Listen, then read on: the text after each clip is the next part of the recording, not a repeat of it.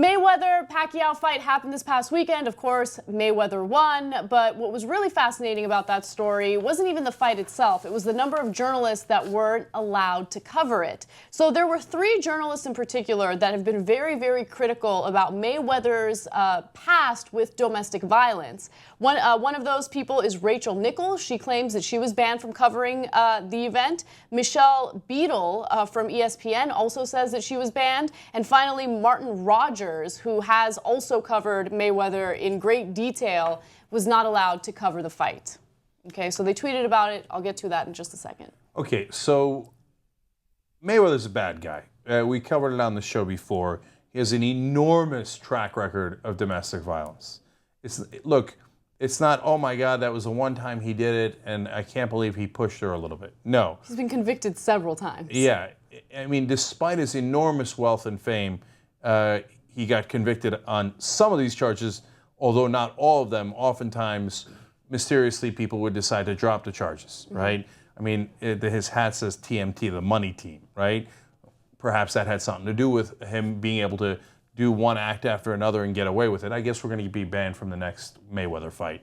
I think we'll live. And so people who cover that, the Mayweather team wants there to be consequences for the reporters who dare to cover that. And so this is a classic case of access politics. And so now we talk about it on the show all the time in terms of the political arena, where politicians say, hey, if you give poor coverage to us, we won't come on your show.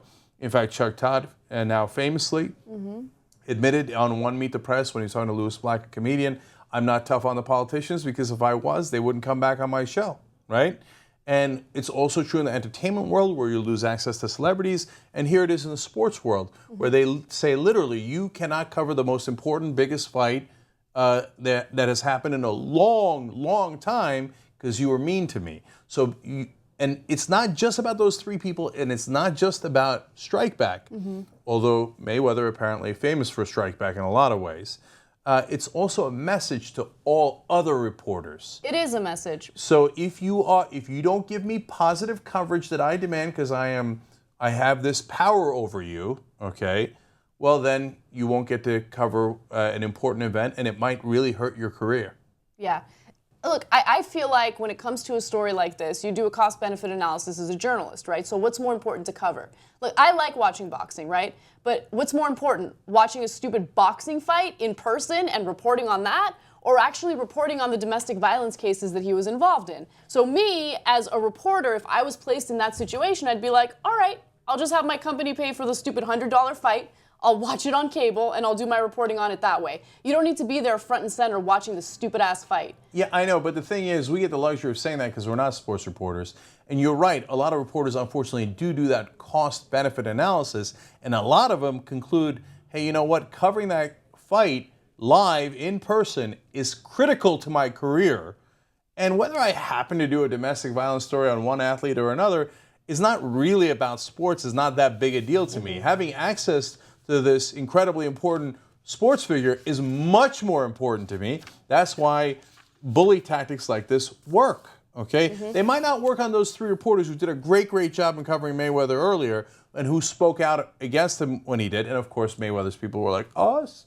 No. Behind the scenes, they're like, hell no, they won't be allowed in the building, right? So it's obvious that they're actually doing it. But unfortunately, it didn't work with those 3 reporters, but it is going to work in intimidating a lot of reporters to say, hey, you know what? It's not worth the hassle. Because I had a political reporter tell me once, hey, listen, if I lose access to the politicians, well, then then my editor turns around and says, you don't have any stories because you don't have any access. Yeah. It's true in sports, too. You lose access to these athletes, and then your editor says, how come you don't have any quotes from them? And then all of a sudden your job is in danger.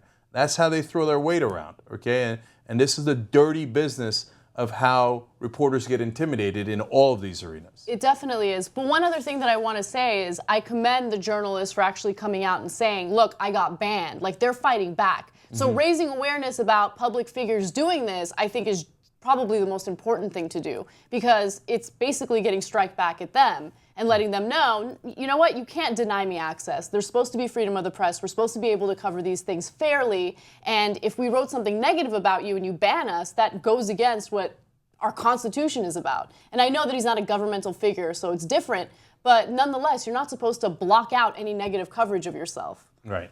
And look, it's a little easier for them, forgive the boxing pun here, because they work at heavyweight organizations like ESPN, HBO Sports, CNN. and CNN. Imagine what a famous athlete can do to block someone who doesn't have all that weight behind them and that institutional power. They'll just steamroll you. You never see another fight again, and you're done.